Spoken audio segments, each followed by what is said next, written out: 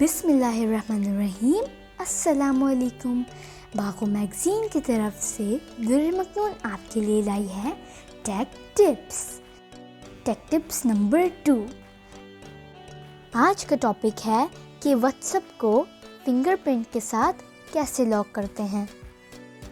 चलें आज मैं बताती हूँ आपको।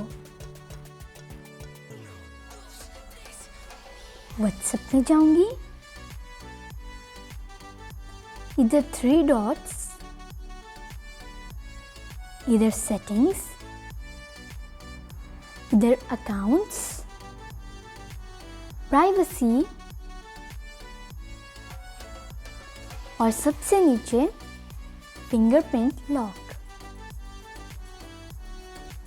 इसे मैं ऑन कर दूंगी और अब ये मेरा फिंगरप्रिंट मांग रहा है।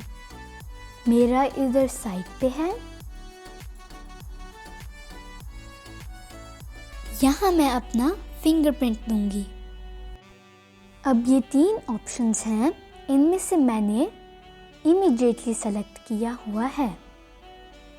अब मैं बैक जाऊंगी और दोबारा व्हाट्सएप में जाऊंगी। अब ये मेरा फिंगरप्रिंट मांग रहा है और ये खुल गया। Thank you for watching my video. Like, share, subscribe करना ना भूलिएगा।